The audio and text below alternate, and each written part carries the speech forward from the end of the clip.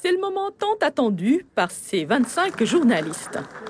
Après 3 années de labeur soutenu, c'est la consécration. Le temps a fait son chemin, le CESTI a fait son travail, le résultat est là et on peut s'en réjouir. Sur leurs visages se lisent fierté et délivrance. Parents, amis et autorités ont pris part à la cérémonie de remise de diplôme de cette 48e promotion du CESTI.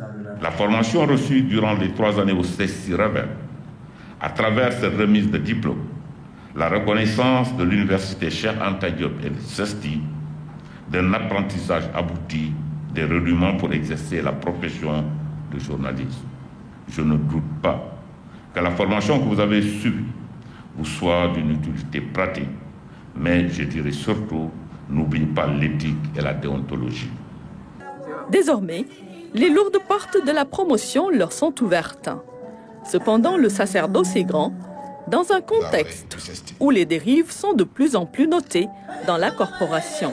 Cette double exigence d'équité, de professionnalisme pose également avec acuité la problématique de la formation et de l'adaptation des curricula de nos écoles de journalisme, vu les dérives qui émaillent de certaines plateformes caractéristiques du net.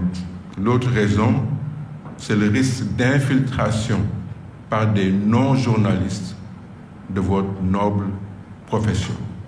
Les défis et exigences de la profession restent nombreux et la crise sanitaire mondiale n'arrange pas les choses. Vous recevez vos diplômes dans un contexte difficile, marqué par les multiples effets collatéraux de la pandémie sur l'écosystème des médias. Le secteur de la presse a connu une diminution drastique de ses activités au cours de cette période. Des emplois ont été perdus. Toutefois, il ne faut pas baisser les bras. Vous avez bénéficié d'une bonne formation. Nul doute que vous serez compétitif sur le marché de l'emploi. Vous êtes bien outillé pour y entrer. Il vous suffit seulement de faire preuve de détermination et le succès sera au bout de l'effort. Leur parrain, Saliou Traoré, de la 6e promotion du CESTI, est ancien journaliste à l'APS et à l'agence de presse espagnole, aussi membre du CORED. Il devrait leur servir de modèle pour ses qualités humaines et professionnelles. Saliou Traoré. Voilà en même temps un nom pour incarner le professionnalisme, alliant rigueur, honnêteté intellectuelle, générosité dans les idées et persévérance dans l'effort. Du ciel où il vous regardera agir dans la profession dont il connut et appliqua les bonnes pratiques, Saliou voudra trouver en vous des continuateurs de ce qui lui tint à cœur et valut la confiance d'une corporation dont il était membre de l'instance de régulation par les pairs.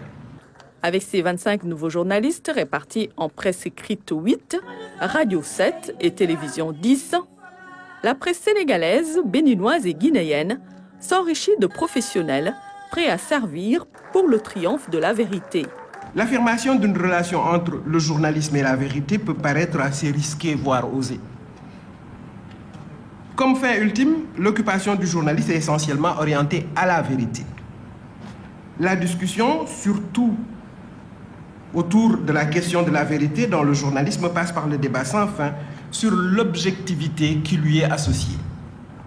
La 48e promotion du CESTI, qui se dit une république en miniature, est une génération de journalistes mus par l'amour du métier et l'audace dans l'approche.